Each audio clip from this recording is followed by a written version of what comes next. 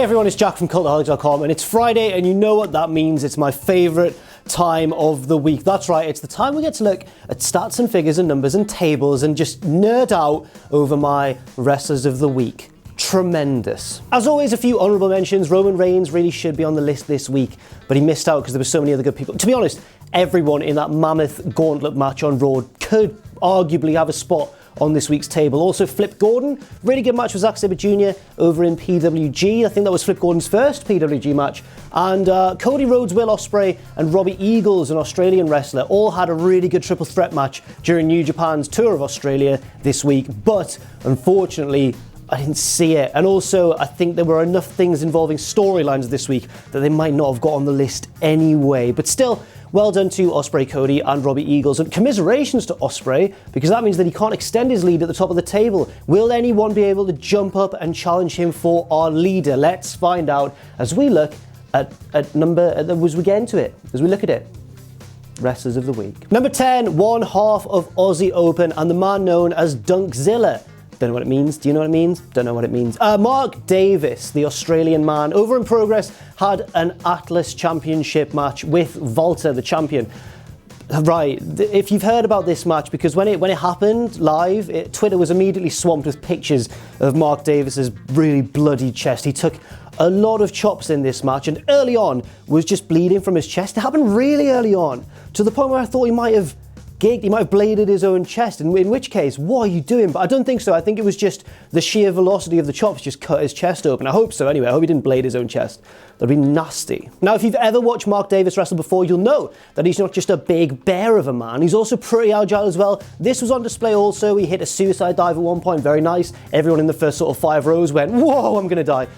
He also he hit some few nifty drop kicks and stuff, but ultimately he was not able to defeat Walter, and he was submitted with a rear naked choke / sleeper hold. But well done, Mark Davis. Welcome to the list. 1 point is coming your way. Number 9, his opponent in that match, Big Daddy Walter from Austria, from Österreich. Walter's having a huge year this year. He's been on Wrestlers of the Week various weeks now, and he's just creeping his way up that table. Not as much as in previous weeks. He's only got 2 points this week, but still, it's a just reward for an excellent match. This match really lit Twitter on fire. Everyone was saying, you need to check out Walter versus Mark Davis. It was really good, and it was really good. I'm not doubting that for a second, but I will say that another match on the same show impressed me just a little bit more. I thought this was the second best match on the show, and congratulations to Walter for not only defending your Atlas Championship in Progress, it's kind of the big men division, the big lads wrestling division, but also, more importantly, congratulations for once again making it onto my Wrestlers of the Week. Arrogance in that statement. Oh dear. Number 8, another newcomer to the list, and a man who I think I would have expected to see on the list a little bit earlier than February, John Cena, large match Jonathan. Now, a lot of you might be thinking, wow, I expected Cena to be higher up this week, Jack. Are you one of those big old smarks who doesn't like Cena no matter what he does? And no, I'm not. I like John Cena. I like him a hell of a lot more than a lot of the guys in the back. But what I will say was, yeah, when I heard about this match and when I watched it back, all 2 hours of it, I thought, wow, that's brilliant. Cena's really putting a shift there. He and Rollins had a mammoth section of that gauntlet match. It went, I think, about 35, 40 minutes, and that's brilliant. But when I listened again to Wrestling Observer Radio, Meltzer said a few things that I did agree with. I mean, him and Alvarez were pretty harsh on the early stages of this match. They said it was bad. They said there were boring chants from the crowd, and it was all a bit slow and sloppy. And yeah, it was a little bit slow, and there were a few boring chants, but things really picked up towards the end. Cena and Rollins had the pinnacle of sort of WWE style towards the end, trading finishes, reversals, but on another level. It was really cleverly thought out, and I think Cena more than deserves appreciation for his role in that match. One of the most exciting, unique matches we've seen on Raw in a hell of a long time. Maybe as far back as that Cena versus Michaels match in England when it just randomly went an hour, that match. This one was, just as unique, just as good, and I think Cena deserves his 3 points for his considerable role in the bout. Number 7, another newcomer to the list, and another man who I thought would be on the list a lot earlier, but welcome to Wrestlers of the Week, Tyler Bate. Now, I did mention that Mark Davis versus Walter stole all the headlines from that Progress show in Manchester, but the match that I watched, and I couldn't believe how good it was Tyler Bate versus Zack Sabre Jr. Tyler occasionally just pops up and reminds us that he's one of the best wrestlers in the world. Like, he kind of falls off the radar at certain points, then he'll have a brilliant match with like Pete Dunne in WWE, or with someone like Zack Sabre Jr. on the UK independent scene.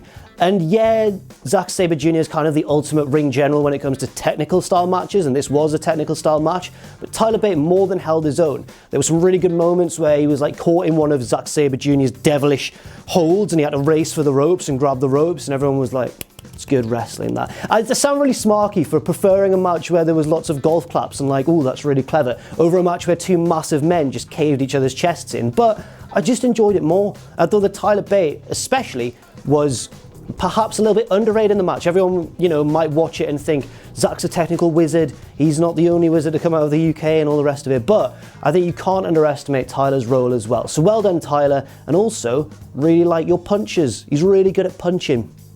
Just bop, bop, bip, bop, bang. I'm not a boxer. Number 6, earning himself 5 points, a man we've been talking about a lot over the past few weeks, the NXT champion, still the NXT champion Andrade Cien Almas, after he put his title on the line in that career versus title match with Johnny Gargano on last night's NXT. Now, this match wasn't as good as their takeover match. Obviously, that was one of the best matches in recent years in WWE, but it was still very good. A few of the matches I've talked about already on this list were probably better just from a pure match perspective, but I love stories. I love storylines and narratives, and this was full of it. Not just because of the finish, which we'll talk about a little bit later on, but because of just, Almas is just a bastard, just his mannerisms and how evil he gets with his knees. He hit the double knees a few times. On one occasion, when Gargano was facing the other way in the turnbuckle, so you couldn't even see it coming. I really like Almas as NXT champion. He's brought a lot of prestige to the belt. He's very arrogant and cocky, everything you want in a heel champion, and I think he's really handsome as well. Dangerously so. Number 5, now it's time to talk about a man who I've wanted to include for so many weeks now, and he's always been edged out by someone else. So finally, welcome to the list, Keith Lee, the man of the hour. Listen to his theme music. It's really funky. Keith Lee had a match which was reported as 4 3/4 stars, very close to perfection, over in PWG. PWG, of course, being one of the smarkiest, indiest, cultiest little promotions in the entire wrestling world. It's out there in Reseda, California, in a little boiling room packed with rabid super fans, and they often give props to guys who may not be too appreciated by the wider wrestling public, and Keith Lee is certainly one of them. He's also growing a name for himself on the UK independent scene, but over in PWG he is truly beloved, and his match with Matt Riddle just drew plaudits from everywhere. Now this match, as with many Keith Lee matches, is all about the fact that he's not just a massive big guy, he's also like a ballerina in terms of agility and athleticism. He's just a physical freak, man. I'm not athletic or big, and he's both, which seems a little bit unfair. Right, I think I should be able to take some of Keith Lee's attributes, store them in my own body, and then maybe I can become a wrestler. No, Keith Lee won the match as well. He defeated Matt Riddle in a face versus face contest, and apparently the fans afterwards were chanting 5-star match, like, you guys are the best. And yet, Keith Lee only makes number 5 on this week's list. What a week it's been. Now I wonder who was in the top 4. Don't need to wonder for long, it's coming up right now. Johnny Gargano is my number 4. He has been one of the best wrestlers of the year so far, and he had that match with Andrade Cien Almas. Now, I don't mean to say that Almas wasn't very good in this match, because obviously he was brilliant, but I've put Gargano even higher, just because his selling of the arm in this match was absolutely wonderful. There was a particular spot I remember where they were both on the apron, and Gargano was facing this way, so he had to use his left arm to just hit out at, I've just realised that this camera may be inverted, so it may look like I don't know my left from my right. I promise you, I know my left from my right. I think it'll, yeah, it will. It'll have, that is my left hand. That is. Don't make a fool of me now, Sam. I know my left from my right. Anyway, Gargano was on the apron, Almas was there, and because he was facing this way, he had to use his injured left hand to throw strikes at him, but every single one, he was wincing, he was holding the arm. Even when he'd like duck out of the ring to go and like grab his opponent or something, every time he got back in the ring, he'd be like, oh no. It was truly a masterclass in selling. And of course, all of his offense in the match was brilliant as well. And then there was stories, and I love stories, as I've already said. Towards the end of the match, Gargano looked like he was about to win the NXT Championship. He had the Gargano escaping, but the referee was down, and Tommaso Ciampa came out the crowd and hit him with a crutch. Ciampa may be the purest heel in wrestling right now. Everyone hates him. It's brilliant. But as for now, I guess, Johnny Gargano's NXT career is over. Although I suspect we may see a blow-off between him and Ciampa at some point. Number 3, Matt Riddle. Now, I've already talked about his near 5-star or 5-star, depending on your opinion, match with Keith Lee at Pro Wrestling Guerrilla, but also he was the king, kind of Evolve this week. Evolve ran their 100th and 101st shows. Congratulations to Evolve. And Matt Riddle was a big factor in both. On one of the nights, he beat James Drake in a match which was very, very good indeed. I should point out there were 2 James Drakes making waves in the world of wrestling. One of them is over in Evolve and kind of looks a little bit like Kevin Owens, actually. And one of them is over in the UK playing like just a straight up despicable heel. So Matt Riddle beat the American James Drake over in Evolve, and then on the other night, he also won a 4-way match to become the #1 contender for the Evolve Championship, which will lead to Matt Riddle versus Zack Sabre Jr. over WrestleMania weekend in New Orleans, a match already being touted as potentially the match of WrestleMania weekend. It's very early, of course, to speculate on what will be the match of WrestleMania weekend across not just WWE, but all the indies as well. But, I mean, would anyone be surprised if Riddle versus ZSJ was right up there?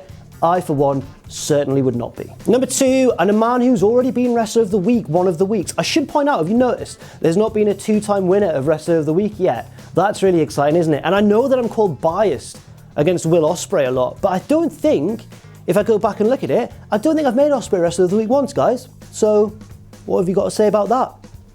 You little critics. Disgusting. But no, anyway, Zack Sabre Jr., I mean, he's like the anti-Roderick Strong. If you know what Roderick Strong's been doing on this series so far, he's been waiting for a little bit of a quiet week, sneaking in with a great match, picking up like 8 or 9 points and just rocketing up the league. What Zack Sabre Jr. does is goes above and beyond. He just packs about 3 or 4 good matches into 1 week and then gets right up there. This is what he did this week. He had 3 brilliant matches all around the world in progress. He had that match I've already talked about against Tyler Bate. Over in Evolve, he had a wonderful match with a man named Austin Theory. I like that name. Very indie, very cool. And in Pro Wrestling Guerrilla, he had a match against Flip Gordon. It's been a great week for Zack Sabre Jr. 3 wonderful matches, and of course a special shout out to that Progress match, which I really, really did enjoy a lot. The submission that he put Tyler Bate in towards the end, or right at the end, the winning submission, was devilish. I don't know how to describe it.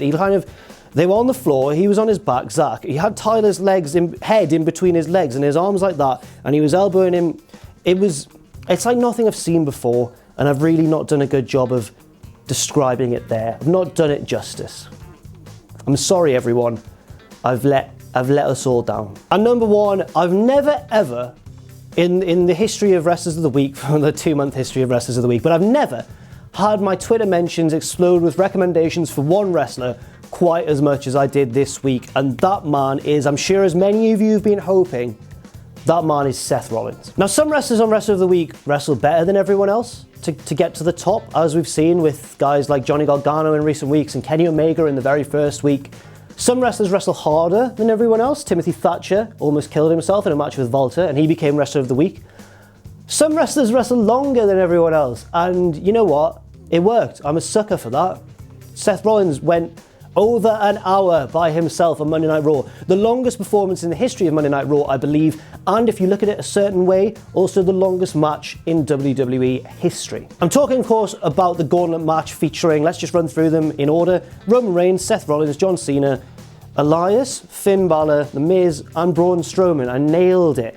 Seth Rollins obviously didn't feature in the whole match, but he featured in over half of it. He defeated Roman Reigns in the first bit, by rolling him up, and Roman Reigns was like all, oh, you got me, Seth. And then we all thought, you know what, Rollins is going to lose to whoever comes out next, especially when it was John Cena. Rollins beat John Cena.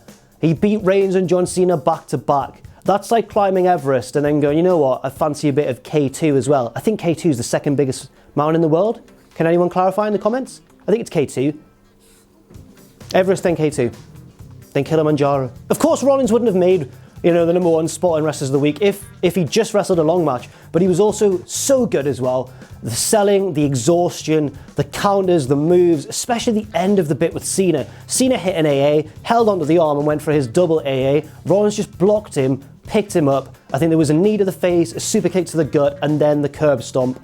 and he pinned him, and it was brilliant. I just need to speak a bit about my fanboying of Seth Rollins. In 2015, Rollins was my favourite wrestler. His heel run with the belt, his matches with Cena, with Sting, the triple threat at the Royal Rumble 2015 against Lesnar and Cena. He's just one of the best wrestlers in the world, and sometimes becomes bogged down in WWE in storylines and things that don't really show off how fantastic a wrestler he is. But I'm delighted to be able to give him the credit he deserves this week with the full 10 points and the ability to make him my wrestler of the week. Well done, Seth. I'm so excited, I'm buzzing. I love Seth Rollins. I love him. So now if we take a look at the league table, if Sam, you can flash that up now, thank you very much. We can see that Ospreay has just about held on to the number 1 spot, but Johnny Gargano has leapfrogged a few people. He's now in 2nd place. Zack Sabre Jr. springs into 3rd with a big 9 points this week. Walter has tiptoed ahead of Minoru Suzuki, who didn't do anything this week. And Matt Riddle and Andrade Cien Almas also find themselves in the big old top 10. What a week it has been. I hope you've enjoyed Wrestlers of the Week. I certainly have. It might be my favourite week so far.